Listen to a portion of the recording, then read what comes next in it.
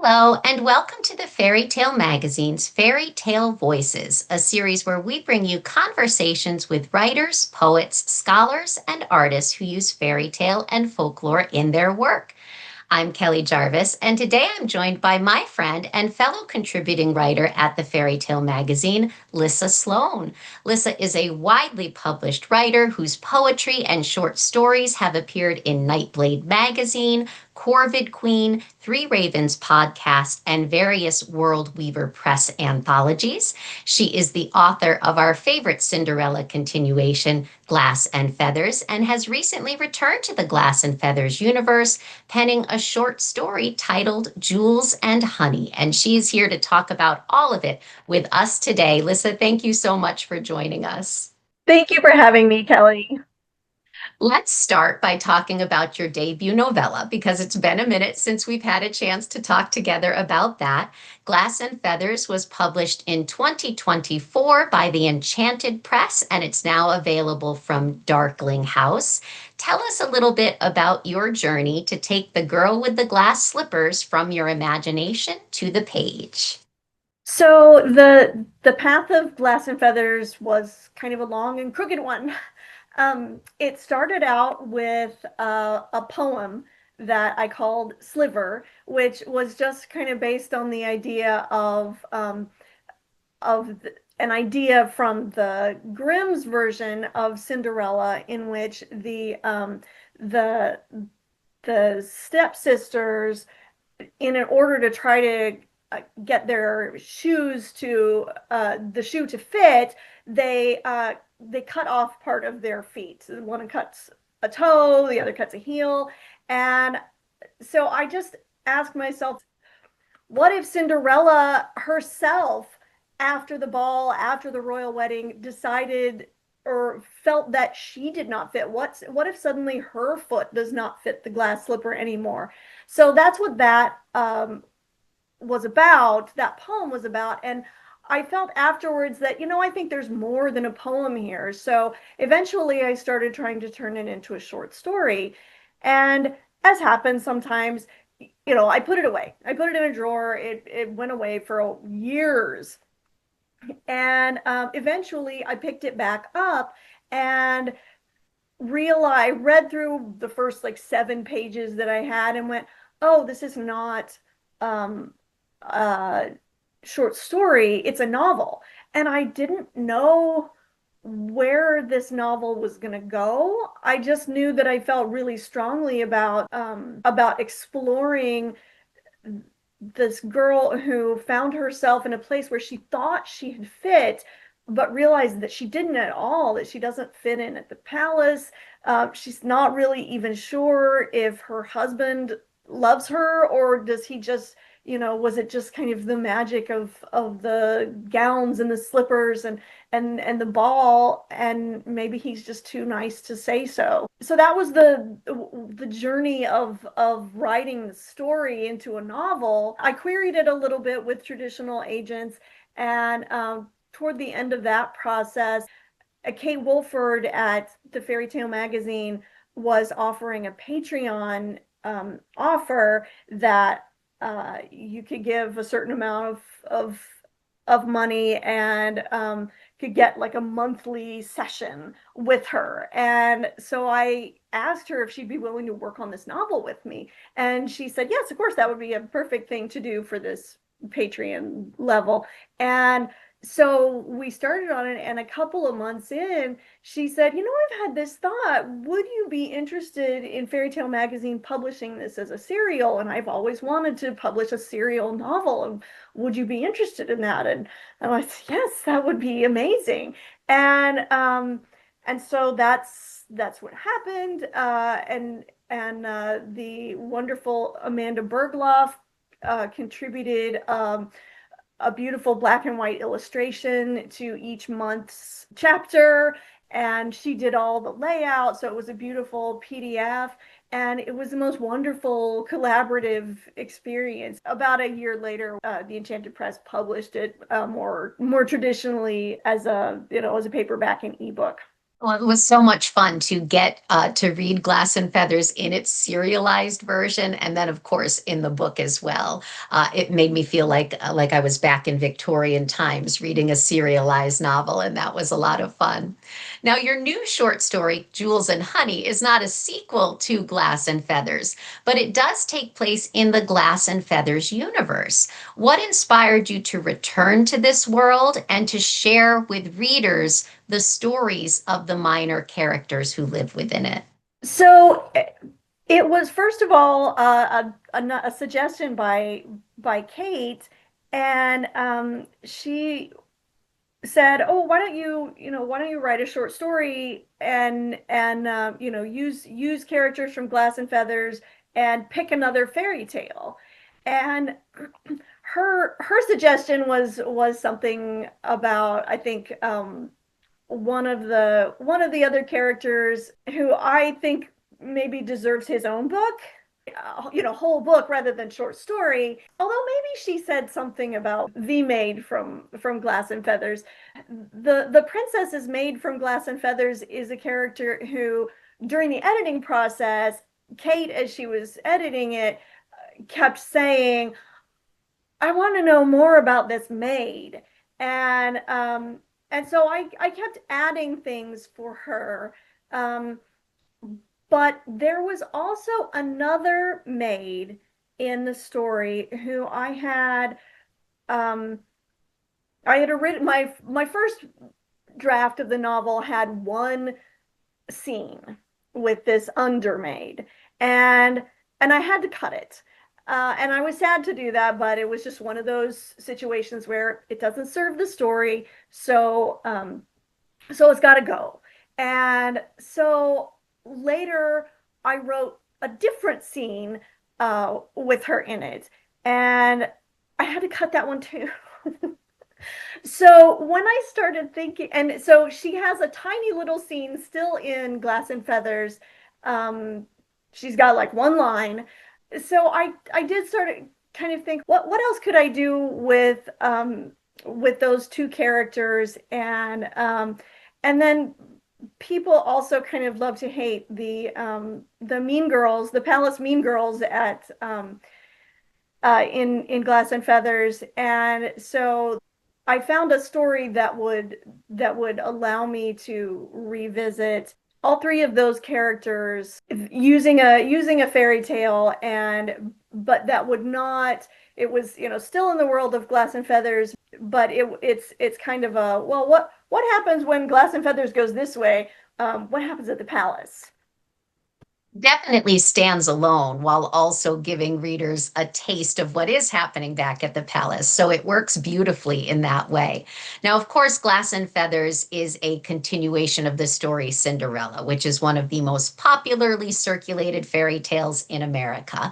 But for Jewels and Honey, you lean into a lesser known fairy tale, The Goose Girl, to tell your story. Can you remind readers about the narrative beats of The Goose Girl, and then tell us why you wanted to use this fairy tale to tell your new story? So the Goose Girl is Brothers Grimm tale, in which a princess is traveling to a neighboring kingdom to marry the prince there. And while she's on her way, and the only accompaniment she has is her maid, and she and her maid are making their way, and the maid ends up kind of overpowering the princess. Just, well, there's possibly some magic at play, because the princess has a gift from her mother of a handkerchief with 3 drops of blood on it that she loses. So when she loses this power, she becomes completely vulnerable to her maid, who just completely usurps her. She says, "Let's switch clothes. I'm you now, and you may not tell anyone what has happened. I'm the princess now. You are my maid." And the princess, for whatever reason, just is unable to resist that, and she promises, "Yes, okay."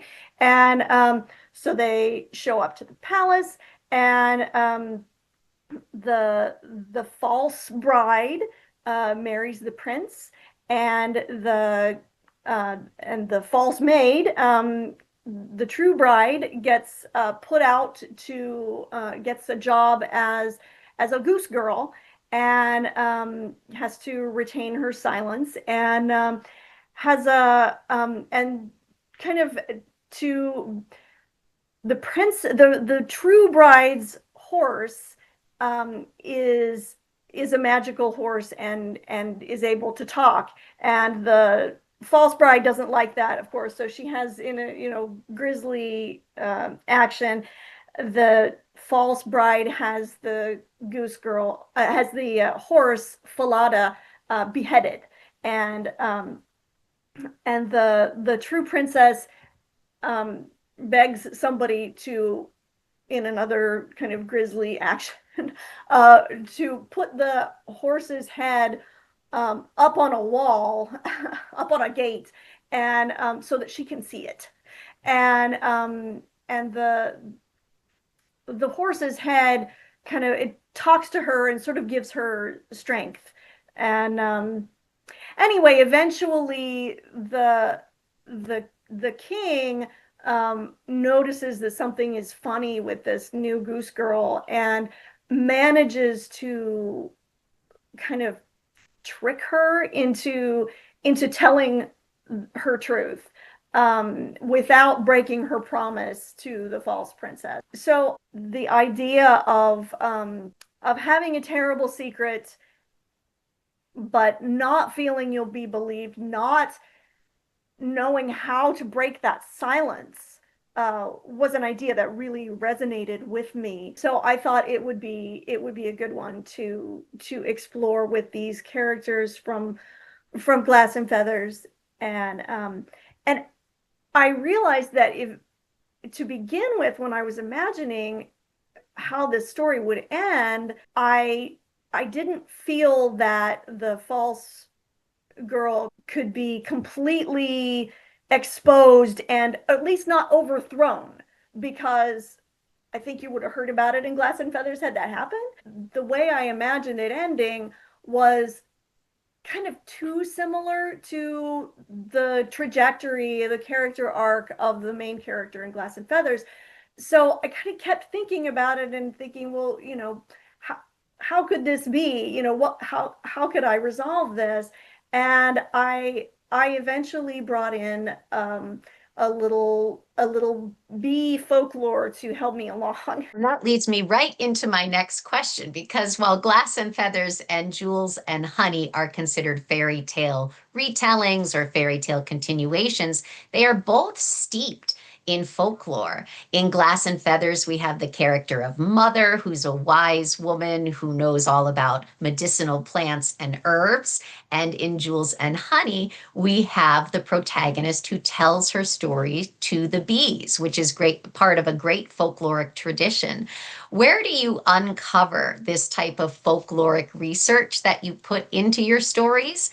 And why do you think the combination of folklore and fairy tale together help you to tell your own narratives?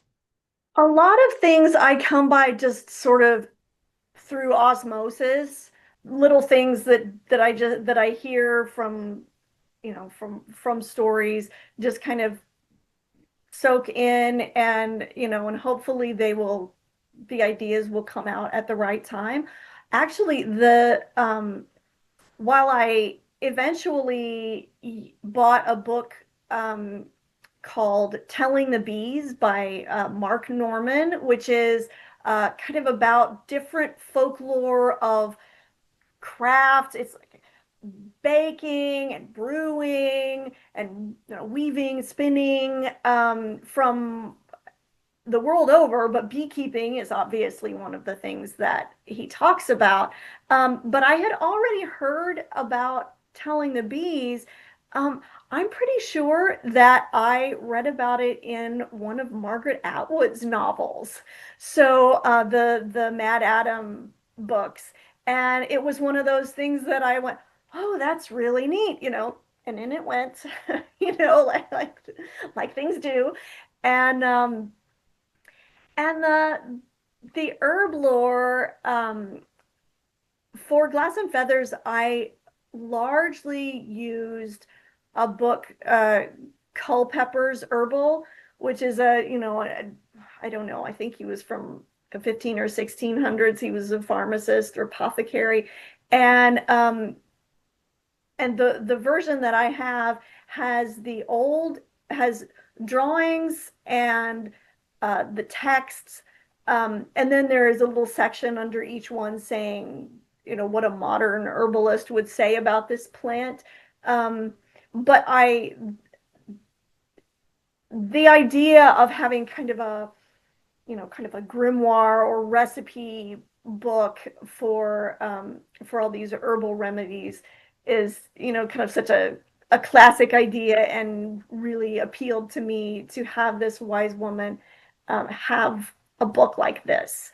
Um, so so yeah, and regarding fairy tale and folklore mixing and mingling, yeah, fairy tales are a form of folklore, and so I like to just mix and match, and anything that pops into my head that will do or feel like folklore.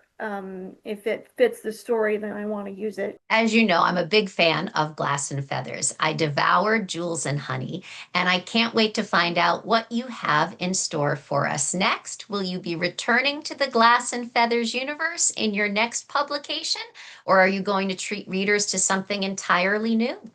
Well, to be honest, I don't quite know what's next. I have gone back to school, to do a master's in library science, so my writing time is highly limited. I may be thinking of releasing some previously written short stories come while I'm going to school. Um, because that just might be more doable for me at the moment, but still allow me to interact with readers, and to be putting something out. I have a Persephone Demeter short story that has never been published, and now I'm like, oh yeah, I need to rewrite that definitely. So I might do that. Um, and then I've got lots of novels ticking away in my head. The first one I would like to get to is not in the world of Glass and Feathers. It is the story of a young woman who moves to a village, um, on the English coast, in the kind of mid 18th century, and she moves to the tiny village where Death lives, and some other kind of fairy tale immortal characters as well, and I'm really that story has been stewing in my head for a very long time, and I'm really excited to tell it. But I also do have some other novel concepts in my mind that, Mother and Jack from Glass and Feathers, I think each should have their own novel. So those things are also taking away in there. Well, it all sounds fabulous to me, and it's always a good day when I get to talk about fairy tales and folklore and writing with you. So thank you so much for joining us today, Lissa. Thank you so much, Kelly. It is always a pleasure to talk fairy tales and writing with you too. Glass and Feathers and Jewels and Honey are available on all major retail sites, and you can learn more about Lissa Sloan by visiting her website, lissasloan.com, or visiting us at the Fairy Tale Magazine, where you'll find out more about her as well. Once again, I'm Kelly Jarvis. This has been Fairy Tale Voices, and for all of us at the Fairy Tale Magazine, thanks for watching.